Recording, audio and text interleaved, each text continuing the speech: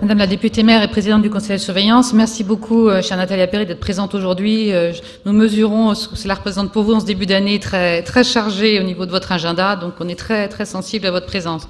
Mesdames et messieurs les membres du conseil de surveillance, monsieur le directeur général de l'ARS, merci beaucoup également de votre présence ici, qui est le symbole du soutien de l'État à notre CHU. Nous y sommes aussi très sensibles. Monsieur le président de l'université, cher David, merci aussi de ta présence qui montre combien le lien aussi avec l'université est fondamental pour notre CHU. Monsieur le directeur de l'école des hautes études en santé publique, cher Laurent, merci aussi de ta présence qui montre à la fois ce qu'est le symbole de nos liens actuels et de nos liens futurs que nous souhaitons encore renforcer pour l'avenir. Cher Eric Bélissant, monsieur le doyen de la faculté de médecine, cher David Travers, vice-président de la CME, je vous salue aussi pour votre implication au quotidien, à la fois au sein de la CME et aussi sur l'ensemble de nos problématiques, y compris très concrètes comme celle des urgences. Et je voudrais excuser Gilles Brassier qui est en congé, n'a pas pu être là présent aujourd'hui. Professeur, docteur, chers collègues, mesdames et messieurs, je veux d'abord vous remercier tous, bien sûr, de votre présence à cette cérémonie de vœux.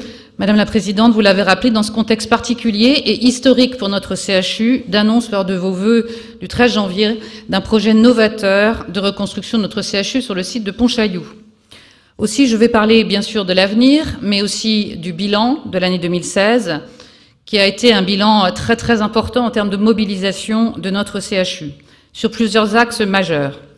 D'abord, la dynamique d'activité et de maîtrise des dépenses. Nous avons pris en charge plus de 123 000 patients en hospitalisation, plus de 500 000 en consultation, plus de 100 000 patients ont été également pris en charge aux urgences et nous avons réalisé plus de 43 000 interventions chirurgicales. Un des faits marquants, c'est aussi la dynamique de notre activité ambulatoire, à la fois chirurgicale avec plus de 12% de séjours, médicale avec plus de 7% au total et globalement une activité de nos séjours qui a augmenté de plus de 2,9%.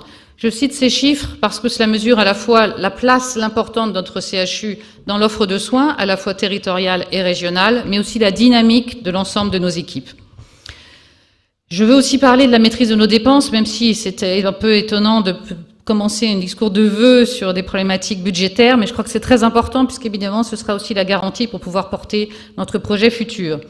Et nous avons sur le plan budgétaire, et ceci malgré la baisse des tarifs et de certaines dotations de l'État qui a eu un impact de 7 millions d'euros, malgré aussi l'impact positif des mesures salariales nationales qui ont été prises, nous avons, grâce aussi à un soutien de l'État, de l'ARS que je veux saluer, d'1,8 million d'euros en fin d'année, tenu nos objectifs de maîtrise des dépenses, tenu nos objectifs dans le cadre du plan triennal et réalisé aussi notre programme de cession en lien étroit avec la ville. Et j'en remercie Madame la maire et ses services pour pouvoir permettre que ces sessions se réalisent dans les délais prévus.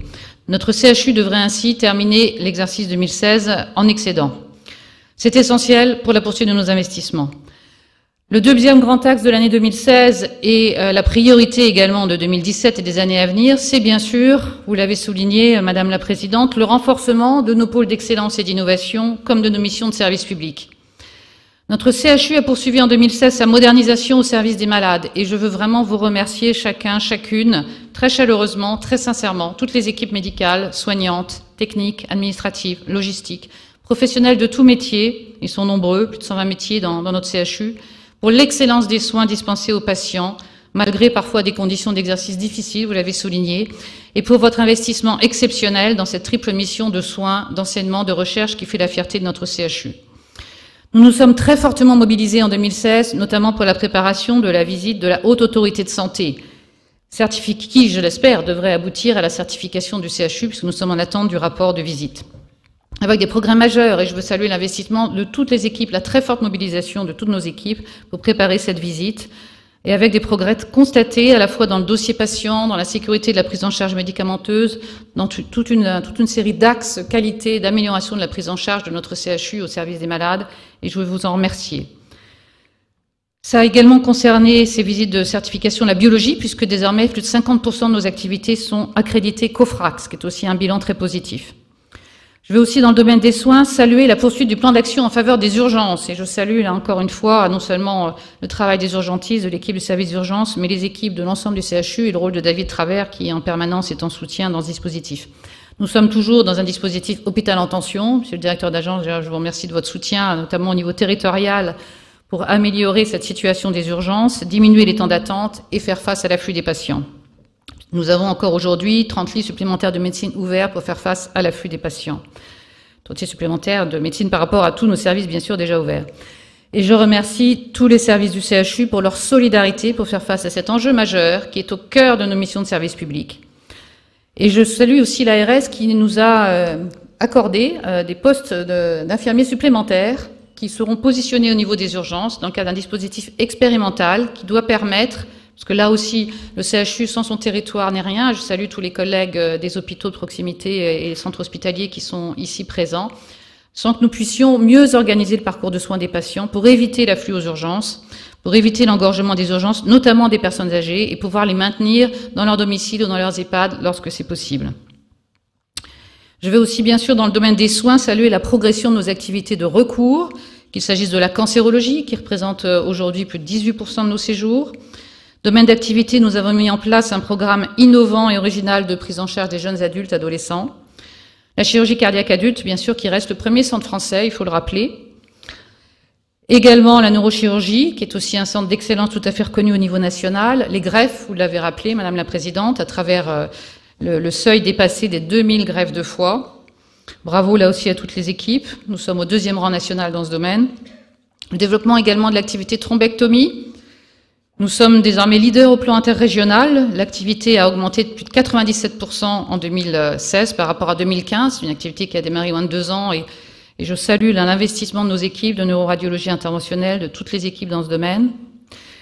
Nous avons également en 2016 obtenu la labellisation, et c'était totalement mérité, de nos activités de centre de ressources de compétences pour la sclérose en plaques et pour la SLA, la sclérose latérale amyotrophique. Nous avons aussi mis en place des programmes de retour à domicile en orthopédie, neurochirurgie, maternité, le programme dit Prado en lien avec l'assurance maladie, en insuffisance cardiaque également. Nous avons développé nos activités de TAVI, de cardiologie interventionnelle, mis en place le dépistage prénatal non invasif au service du territoire, etc., etc. Cette liste n'est bien sûr pas exhaustive, mais je voulais saluer ces activités en particulier qui sont aussi le signe de dynamisme de notre CHU, comme d'autres. Dans le domaine de la recherche, je veux saluer la forte mobilisation de nos équipes en lien étroit avec l'université pour préparer les visites d'évaluation de l'HCERS, au Conseil d'évaluation de la recherche en santé, avec des résultats très positifs. D'abord pour notre centre d'investigation clinique, je veux le saluer, Monsieur le doyen, vous avez investi fortement historiquement dans la mise en œuvre de ce CIC dans son développement, qui a été le premier CIC de France certifié ISO 9001 l'année dernière. Nous avons aussi obtenu la relabellisation de nos 11 unités mixtes de recherche avec l'université et les EPST, ce qui est aussi un point très favorable avec des notations tout à fait positives. Et une évaluation également très positive, c'était la première fois, à titre expérimental, cette évaluation de la politique de recherche de notre CHU, qui a conduit à structurer notre politique sur 3 axes, que sont la cancérologie, les technologies en santé et la santé publique, axes d'excellence avec lesquels nous travaillons étroitement aussi avec l'école de la santé, bien sûr. À noter aussi, dans le domaine de la recherche, la réussite de 6 appels à projets et notre avance dans le domaine des big data au plan national, ville de la French Tech, ville numérique, et nous poursuivrons notre effort aussi dans ce domaine pour nous positionner comme un CHU numérique dans le futur. Notre dynamique universitaire s'est aussi renforcée et je veux saluer l'investissement de tous les praticiens hospitaliers universitaires et de tous les praticiens hospitaliers, assistants, etc., dans la formation, l'enseignement, et féliciter les 16 nouveaux praticiens hospitaliers universitaires que nous avons nommés, ainsi que les 12 praticiens hospitaliers en 2016. Cette dynamique hospitalo-universitaire se poursuivra en 2017 avec notre engagement dans le projet ICIT, porté par l'université, avec notre soutien actif dans le projet Convergence, avec le HESP et l'IRSET. Nous déposerons aussi un projet de RHU, de recherche hospitalo-universitaire dans le domaine du cancer, notamment des lymphomes, avec un projet très innovant. Et nous nous impliquons déjà très fortement dans l'appel à projet France Génomique, puisque l'État a prévu d'identifier 12 plateformes de recherche dans le domaine de la génomique et de soins, plateformes sanitaires, et nous y travaillons très activement avec nos partenaires d'Hugo. Ce sera un projet très important pour 2017. Le 3e axe est bien sûr la priorité donnée à l'investissement pour préparer l'avenir. Vous l'avez rappelé, Madame la Présidente, le CHU a besoin de se moderniser, tant ses locaux sont vétustes pour nombre d'entre eux, construits dans les années 70, ses activités éclatées, rendant chaotique le parcours patient, son bilan carbone exorbitant, comme vous l'aviez dit à vos vœux, Ces projets médicaux aussi bloqués par manque de surface disponible. Et je salue ceux qui sont tous là de l'hôpital Sud, qui le vivent au quotidien. Aussi, j'ai souhaité, avec l'accord et le soutien très actif, que je voudrais vous en remercier très sincèrement, Madame la Présidente, et Monsieur le Directeur Général également de l'ARS, puisque ce projet est aussi fortement porté par l'État, et je vous en remercie. Et avec l'engagement de toute la communauté hospitalière, hospitalo-universitaire, nous avons effectivement mis en œuvre dans un délai record, vous l'avez souligné, un schéma directeur immobilier qui nous a permis, et c'est une première dans notre CHU, donc d'aboutir à une réflexion à la fois prospective de nos activités médicales, parce que les murs ne sont rien, sans projet, sans ressources humaines bien sûr, hein, sans la place de chacun et de chacune, mais sans projet médical. Ce projet médical et soignant est novateur, il est prospectif, il va permettre de projeter notre CHU dans le futur. Il est fondé sur le parcours de prise en charge des patients, il est fondé sur la prise en charge graduée des patients, il est fondé sur le développement de laboratoire, sur les technologies du futur, sur le plateau technique du futur, et il va aussi renforcer la visibilité de notre campus hospitalo-universitaire en lien étroit avec l'université, les facultés, bien sûr le HESP et l'ensemble de nos partenaires académiques et de nos partenaires aussi industriels, puisque nous travaillons aussi en étroit partenariat avec les industriels. Il a mobilisé plusieurs centaines de personnes dans le cadre de groupes de travail pluridisciplinaires qui ont été pilotés par un trinôme porté par Jean-Yves Gauvrit, que je veux saluer, par Mylène Coulot et par Jean-François Médali. Et je les remercie tous les trois d'avoir coordonné cette démarche dans un délai record, en étroite relation bien sûr avec la direction et la CME. Et nous avons finalisé, vous l'avez rappelé, Madame la Présidente, un projet de reconstruction de nos activités MCO, je le précise, médecine, chirurgie, obstétrique. Le site de la Tauvraie restera maintenu sur son site actuel, il a même été rénové, qui est cohérent, crédible et qui a enthousiasmé effectivement tous les acteurs internes et externes. Nous aurons prochainement, je sais que la presse l'attend avec impatience, mais le temps n'est pas encore venu de communiquer, de présenter ce projet pour l'avenir du CHU prochainement, puisque nous sommes en discussion avec l'État, à la fois sur son inscription dans le cadre de ce qu'on appelle le COPERMO, le Comité de la performance et de la modernisation, qui accompagne les projets d'investissement, les grands projets d'investissement nationaux, et en attente bien sûr également du taux d'accompagnement du financement de ce projet. Mais sans attendre, et vous l'avez rappelé, Madame la Présidente, le quotidien est aussi essentiel. Il ne s'agit pas que ce projet bloque tout projet au quotidien et ne nous conduise pas à évoluer à très court terme et à moyen terme avant sa réalisation. Nous nous sommes modernisés en 2016 puisque nous avons investi plus de 10 millions d'euros dans l'équipement médical et informatique. Pour les blocs opératoires, je salue notamment l'installation du robot ROSA et du dispositif O-Arm très innovant en neurochirurgie. Nous avons renouvelé 2 scanners. Nous avons aussi renforcé nos équipements de simulation. Monsieur le doyen, nous avons constitué un GIS, un groupement d'intérêt scientifique avec l'université dans ce domaine pour renforcer notre positionnement dans les nouvelles techniques pédagogiques du futur. Nous poursuivrons cet effort important en 2017 pour l'équipement médical qui est fondamental, à la fois avec l'acquisition d'une salle hybride en chirurgie guidée par l'image au bloc cardiovasculaire, d'un scanner interventionnel qui va nous permettre de regrouper l'ensemble de nos activités interventionnelles, point fort du CHU, d'un deuxième robot. Nous serions le deuxième CHU de France à installer un deuxième robot chirurgical. C'est fondamental pour l'attractivité de nos activités chirurgicales et aussi la prise en charge des patients. Un second appareil IREM sera également installé à l'hôpital Sud et nous renouvellerons également une salle de coronarographie et des spectromètres de masse et des séquenceurs haut débit en biologie.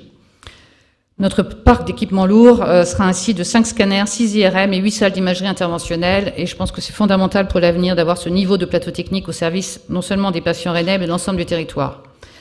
Nous avons enfin dans le domaine de l'investissement réalisé aussi en 2016, toujours pour le quotidien, et c'est fondamental encore une fois pour les conditions de travail des professionnels et aussi bien sûr pour les conditions d'accueil des patients, finaliser des modernisations de locaux avec la fin de l'opération de restructuration et de la mise en sécurité du site de la Tauvraie, site important des PAD de SSR et du SLD de notre CHU pour un montant global sur l'ensemble de l'opération qui s'est déroulé sur plusieurs années de 7 millions d'euros. Nous avons aussi, bien sûr, lancé les travaux du nouveau centre de soins dentaires. Monsieur le chef de pôle, j'ai salué Guy Catlino tout à l'heure, dont l'ouverture est prévue au printemps 2018 et qui va enfin permettre de fermer ce site très vétuste de Pasteur en centre-ville. Le montant de cette opération est de plus de 13 millions d'euros. Nous avons aussi aménagé des locaux pour accueillir un TEP-scan en lien avec le centre de lutte contre le cancer et avec les médecins nucléaires de Saint-Grégoire, qui va ouvrir très prochainement. Nous avons regroupé les activités de médecine du travail, c'est aussi essentiel dans ce domaine de santé publique important pour les professionnels du CHU et du territoire. Et nous avons enfin ouvert une biobanque qui permet depuis novembre dernier de regrouper pour les soins, la recherche, tous nos échantillons biologiques. Cette dernière opération a d'ailleurs été soutenue par le fonds de dotation Nominoé et je veux saluer, je ne sais pas si certains d'entre eux sont présents aujourd'hui, à la fois tous les mécènes, plus de 600 mécènes, qui ont été, chiffre qui a été donc dépassé en 2016 et qui nous a permis de collecter 2 millions d'euros de dons au service de projets innovants. Et je voudrais saluer vraiment l'excellence de ce fonds et leur implication, l'implication de ces mécènes qui nous permettent aussi de développer nos partenariats avec le monde économique. Enfin, en 2017, nous engagerons des travaux. Malgré le grand projet, il est essentiel de pouvoir continuer à fonctionner en 2017 dans de bonnes conditions, notamment pour la neurologie, un des services où il y a des unités parmi les plus vétustes du CHU, qui nous permettra d'augmenter la capacité de notre unité neurovasculaire, l'unité de soins intensifs neurovasculaires et notre unité neurovasculaire, de 14 à 23 lits. Nous aménagerons également l'unité de soins ambulatoires pédiatriques, c'est essentiel à l'hôpital Sud.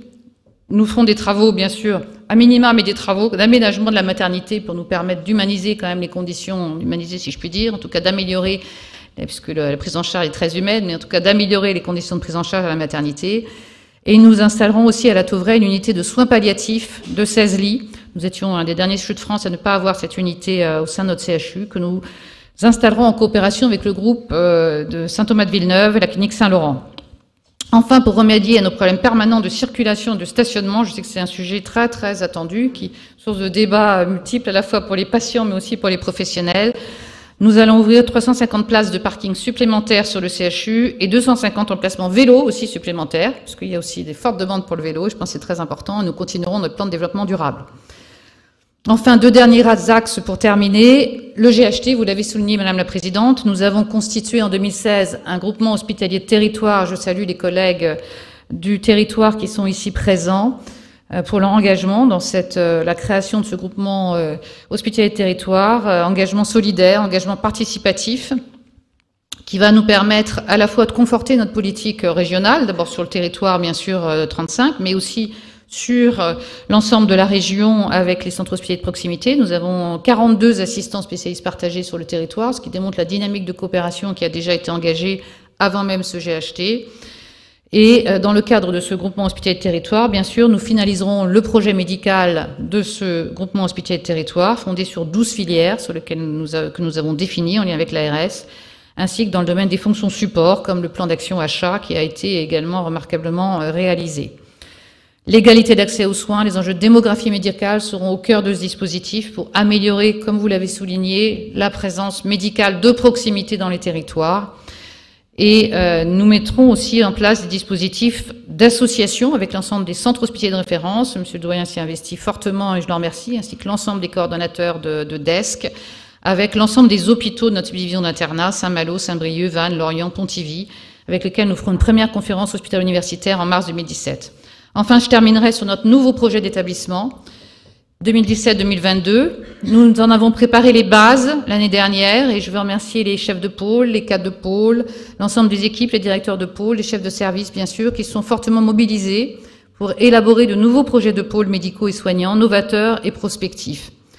Ces projets seront le fondement de notre nouveau projet d'établissement qui comportera 8 axes que vous retrouvez ici. La médecine personnalisée, l'excellence, l'innovation, les coopérations, la dynamique sociale, la transformation digitale, la stratégie patrimoniale et le pilotage managérial. La recherche est bien évidemment un axe transversal dans tous ces axes. Dans le domaine social, nous souhaitons porter, et ce n'est pas toujours facile, une nouvelle ambition. Nous avons réalisé 414 recrutements, 315 stagiairisations et 10 000 départs en formation. C'est important, ce n'est probablement pas suffisant, puisque je suis très attentive à ce que les effectifs dans les services puissent être adaptés aussi au niveau d'activité. Nous y veillons en permanence avec la direction des soins, même si nous ne pouvons pas toujours satisfaire tous les besoins. Mais notre baromètre social, qui a été réalisé en 2016, témoigne aussi non seulement de l'attachement des professionnels à notre CHU, des points forts également de notre CHU, mais également de points d'amélioration dans le domaine social qui seront nécessaires et que nous porterons également pour l'avenir. Et ce baromètre servira d'appui pour une stratégie d'accompagnement de la stratégie nationale qualité de vie au travail qui sera développée dans notre projet social. Voilà, pour conclure, 2017 sera très riche en projets structurants et ambitieux. Bien évidemment, notre projet de reconstruction est au cœur de nos priorités 2017, mais pas seulement, le quotidien aussi, comme vous l'avez rappelé, Madame la Présidente, et nous y serons aussi très très attentifs. Et je sais compter sur l'investissement de tous et de toutes. Je vous en remercie très chaleureusement et personnellement pour relever tous les défis qui nous attendent, et nous saurons, je n'en doute pas, les relever avec courage, pugnacité, enthousiasme, détermination, sens de l'innovation, cohésion, solidarité, et bien sûr en portant les valeurs d'humanisme et de service public. Nous sommes un grand hôpital public, régional, universitaire, fier de ces valeurs de service public, d'égalité d'accès aux soins, valeurs que nous portons au quotidien. Je présente donc bien sûr à chacun, à chacune d'entre vous, tous mes vœux pour 2017 de santé, d'épanouissement personnel, professionnel, dans notre CHU et bien sûr pour vous-même et pour toutes vos familles. Très belle et heureuse année 2017. Je vous remercie.